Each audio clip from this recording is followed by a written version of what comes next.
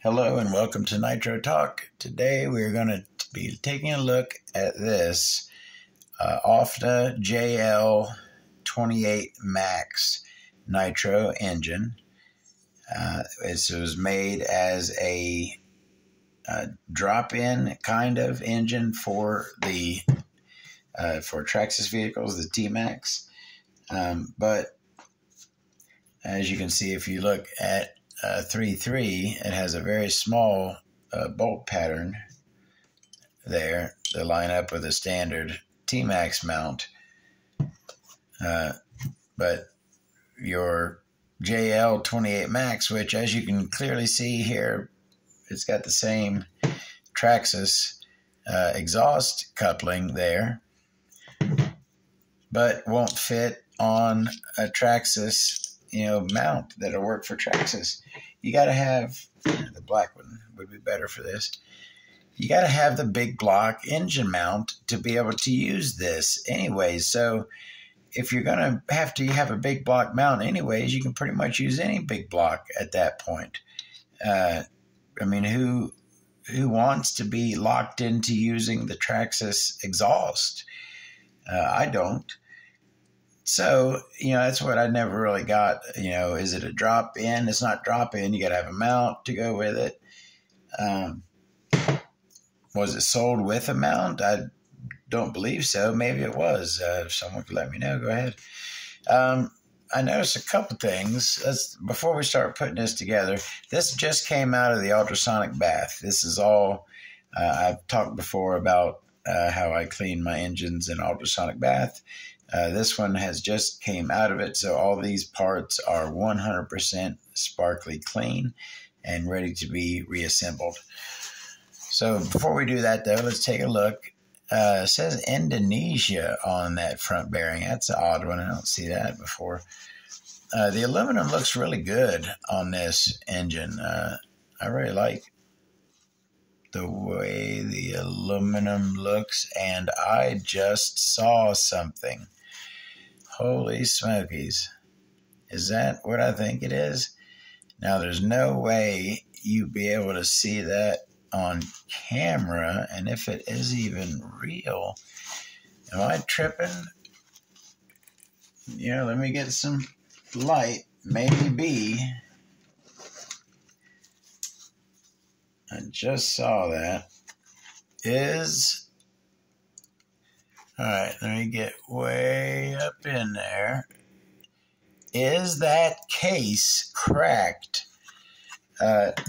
Looks like right along the bottom of this mount, right there on the inside. It looks to me like a very fine hairline right there, right along the bottom of this mount. So let's come on. Let's see if it shows up on camera. Can you see that hairline crack running down that inside of that engine? It looks like it to me. You can't see it from the outside, but it looks like a crack, very fine hairline. If you could see it. Now that's a thinker. Should I even put this thing back together? I certainly, now see that, my friends, is why it's good to have your organization. I'm going to make a note on the index card that this engine is kept in the bag with the desiccant packet to keep dry. And that 3x5 card, I will make a note that I believe this crankcase to be cracked right along the driver's side motor mount. But I will reassemble it because that was the plan on this video. So that was the crankcase. We got to look at that. It was looking good right until I saw that. Back plate, again, just really nice aluminum, good looking aluminum. It's a pretty shallow back plate. Nice O-ring there in it. And one-way bearing, not a whole lot to see there. Head button is a standard. It is very nicely Todd turboed. That is very smooth inside the combustion chamber. We got an OS 8 plug and its standard non-turbo head on this thing. And that crank, nice, really big, just a big induction window right there. Just plenty of room for air to go through this thing. And then we've got our standard fang. It's not opened up very much. You got your standard shark fin cut on the leading edge, and trailing edge appears to be untouched. You do have the relief behind the crank pin. Looks like 14 millimeter as well. That head, we looked at it, got two big chunky fins broken off of it. And that is a heartbreaker because, you know, I haven't really got into it yet. Let me go ahead and get into that now. In my opinion, of the drop-in Traxxas engines that I have ran, which is, I would probably say most of them, in my opinion, this one is the most powerful. This one right here, of all the Traxxas drop-in engines, this one is the strongest, puts out the most power. Now, I know you might be thinking, the debate, this isn't even really included in the debate. The debate for the strongest, best Traxxas drop-in engine is usually between the Picco 26Max and the OS 21TM, which, of course, are both excellent engines, monsters. But I have ran all three. I do not currently have a Picco 26Max, although I have pictures of a couple that I've sold. And as you can see, I got a 21TM right here with the Nova head on it. So I've got experience with all three of those engines. And in my experience, the JL 28 Max will eat the OS 21 TM's lunch. And that's a lot. That's saying a lot. And don't get me wrong, I love this engine. This engine is loved by everyone in the nitro community because it is a bad mofo, and it surely is a bad mofo. But this mofo over here, in my experience, is a touch better. Certainly, and that's another thing. When you go up to engines like this, like these, you pretty much are, if you're not upgraded to at least metal drive shafts and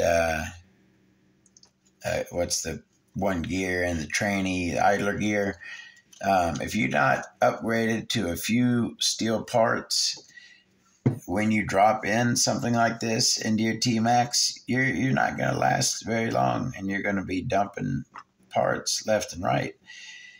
In my opinion, you don't need this much power for a Tmaxx. In my opinion, I can have a blast.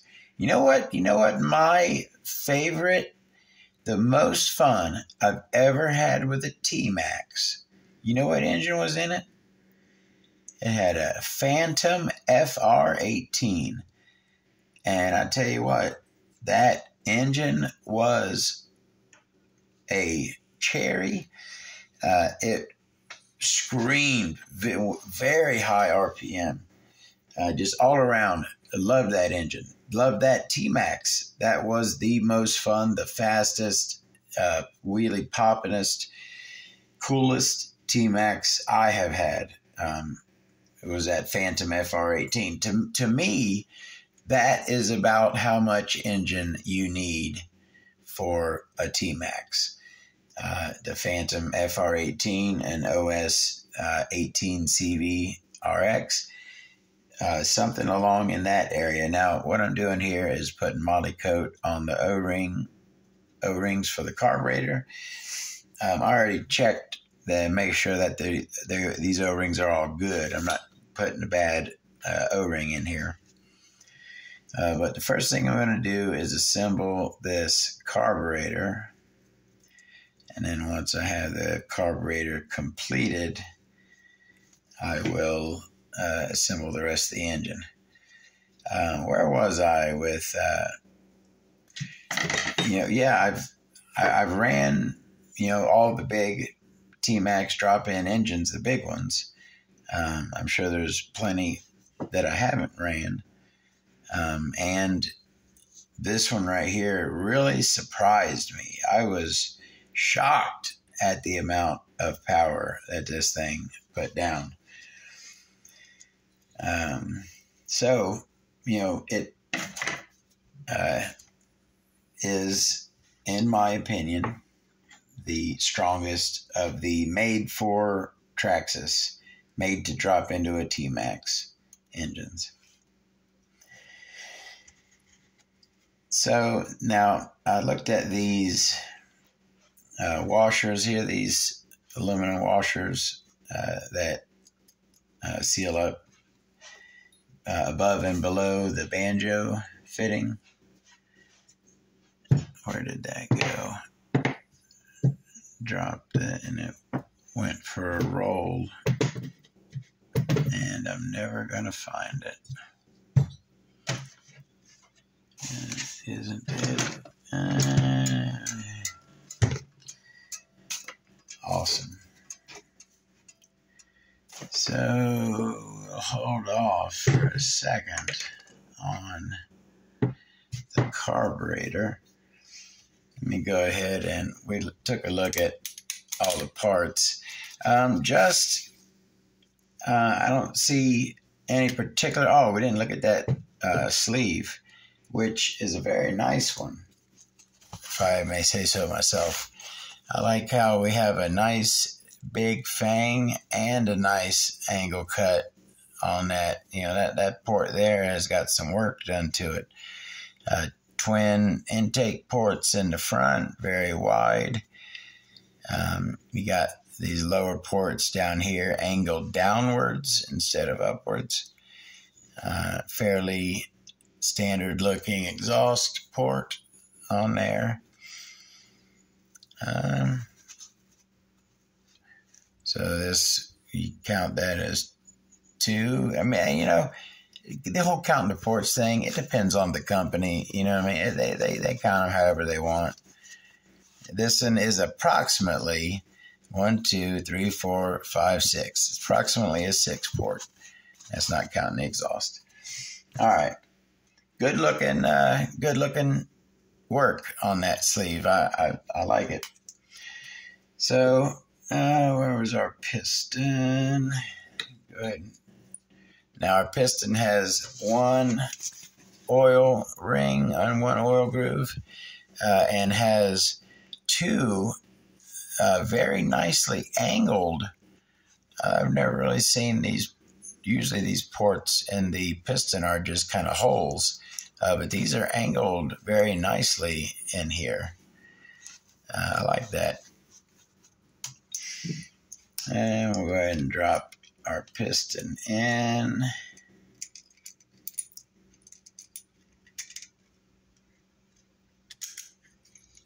And we'll put our sleeve in next, always spinning it so as for it not to catch on the way in.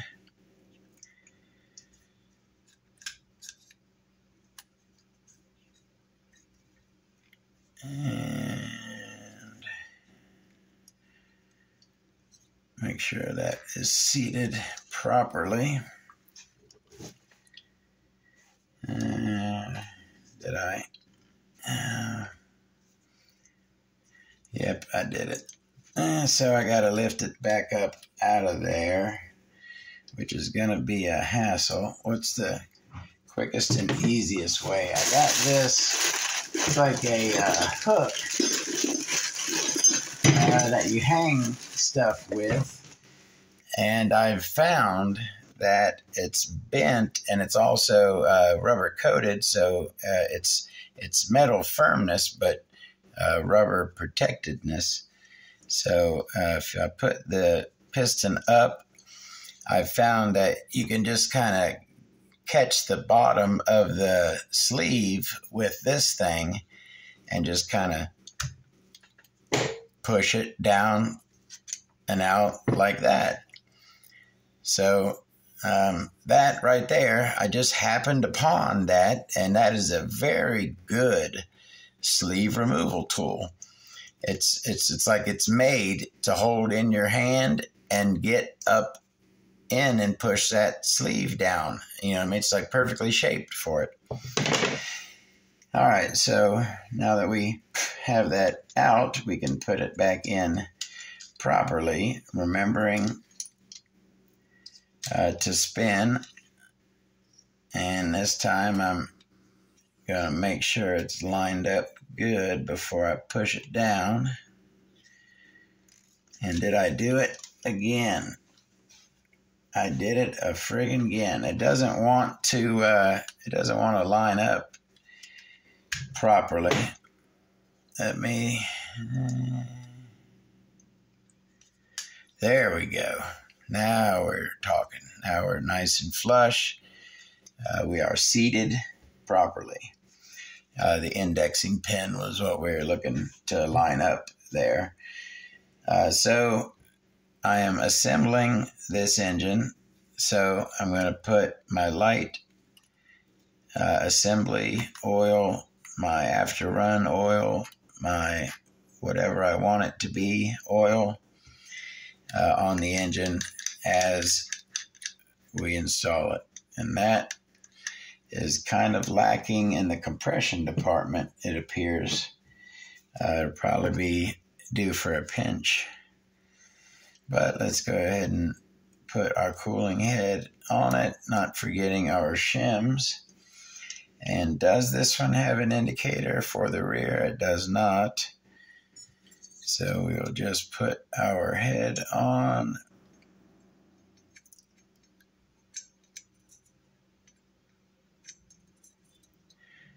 And drop some screws. I mean, I guess for people who watch, I'm sure there's people who watch a lot of my videos. It must get old. Oh, I know the crisscross pattern. I know the raise the piston to the top before taking the back plate off. You know, I know all the things, and I get it that probably hearing me say the same things over and over again isn't the funnest. You just want the new information, you know what I mean? You want to check out the new engine you haven't seen before.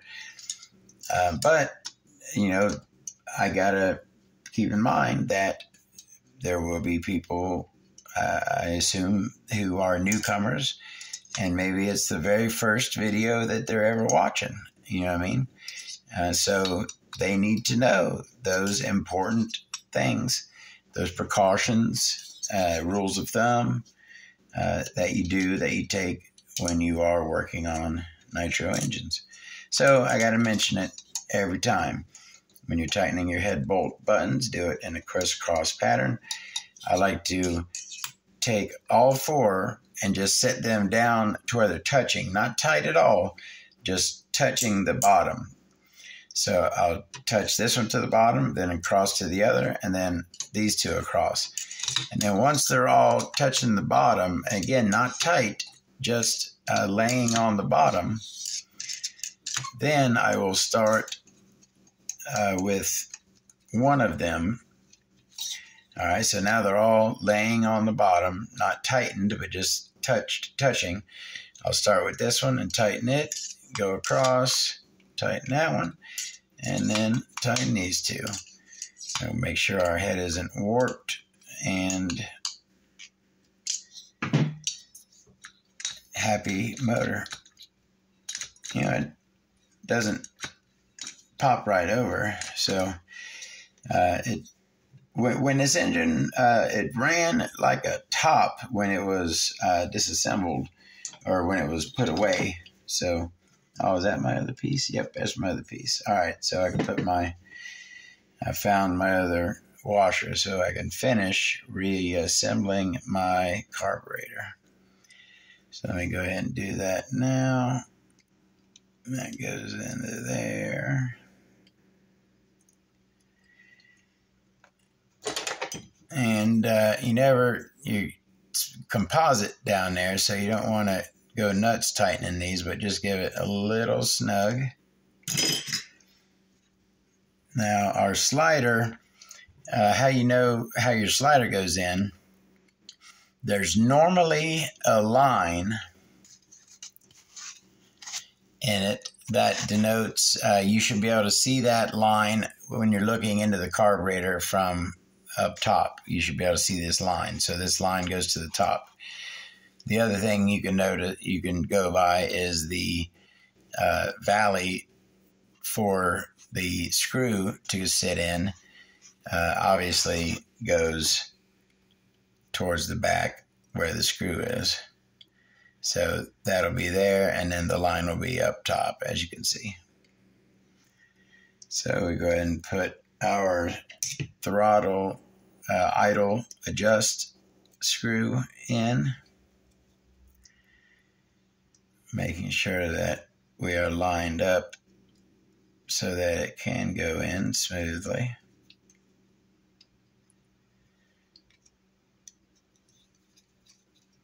And we set it to about a 1 millimeter idle gap, and that's good there.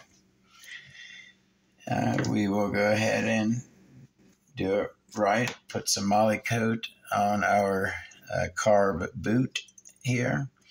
I am a big advocate of keeping carb boots well lubricated, because they do dry out, and there will be a pain to source a replacement for. And again, because Todd is Todd, I got to line up the seam in the carb boot with the seam in the carb itself. Right, that seam line is perfectly straight, just how I like it. All right, and where is our arm? We'll throw the arm on there, and we'll tighten it with our 1.5 millimeter. Oh, we need the grub screw. The grub screw had came out, so we got to put the grub screw back in, and then we can reinstall the arm. All right, and we will take a little moly coat for the O-rings in the base of the carburetor, and go ahead and put her in that way. And we got a bolt with a washer, is how this pinch bolt is set up. It's a 2.5 millimeter. So we'll go ahead and lock that down. We're getting very close. We're going to be dealing with that, the pin, starting pin and spring here, right about now. All right, so you're going to want to be careful. Get you a nice pair of needle nose pliers. You're going to take your spring and carefully set it down. There's the end of the crank pin is hollow, and the spring will just set right into there. once you have the spring in, then you can take your starting pin and do the same. Set it right in that hole.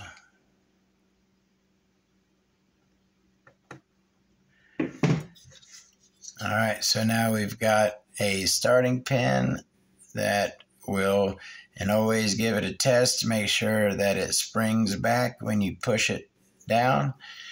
So our starting pin and spring are good.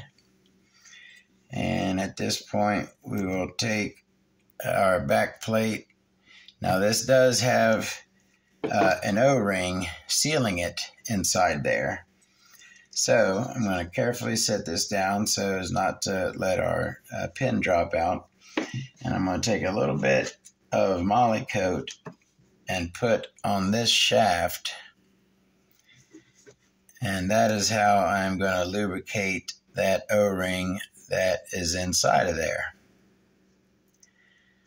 So once I lubricate it good, I clean off that. And now the O-ring in there is lubricated, and the O-ring sealing the back plate itself. I'll put some moly coat on that one as well. And we got perfectly clean hands, of course. You got to have perfectly clean hands when you're doing this. All right. So I set the pin in a straight line across. You don't really have to line it up with this. It'll kind of spin itself. It'll spin over. You should be able to hear it click. Little boop. You hear that little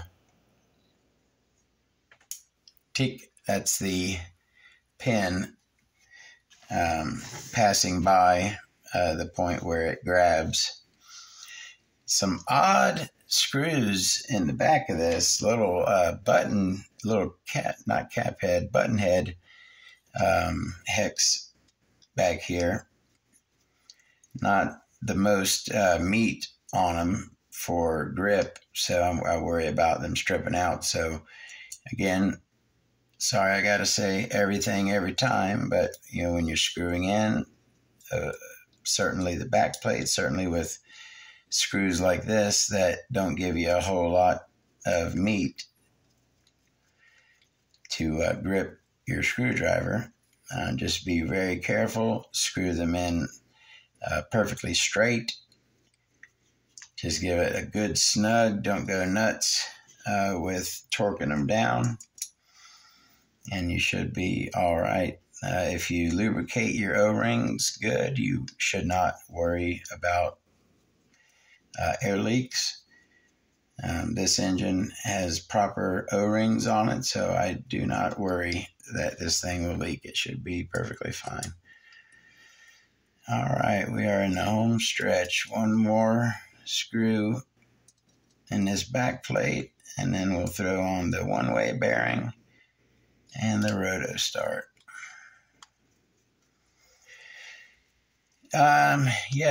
It breaks my heart that the chunk, how I love my cooling heads for one, and for two, like I said, in my opinion, this is the baddest engine that was made for the Tmaxx.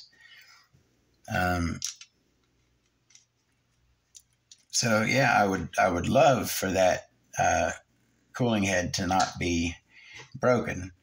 I do not have a replacement of the exact same one, although I'm certain that I could find another head to run on it.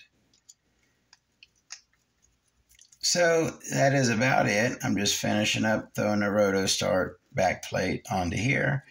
That is the Ofna JL. JL stands, it's Jeremy Lin. He's I believe he's an on-road race driver who was the designer or whatever, sponsor for the JL engines.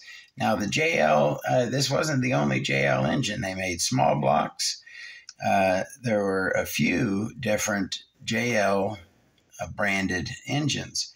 And of the ones that I've experienced, they were all really good, all really nice engines, lots of power, and always ran great. Yeah, I had good luck with all the JL engines that I've ran.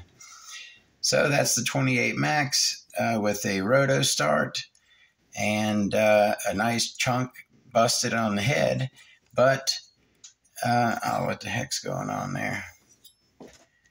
But a good running, very, very strong engine.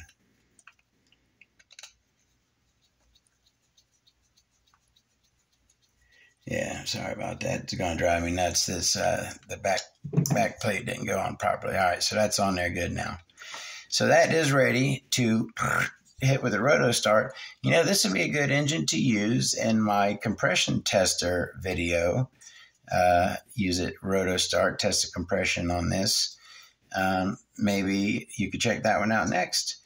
For now, that is the JL 28 Max. My opinion, the strongest of the made for Traxxas drop-in engines. See you next time. Maybe I'll do that TM pretty soon. That with the Nova head. See you then.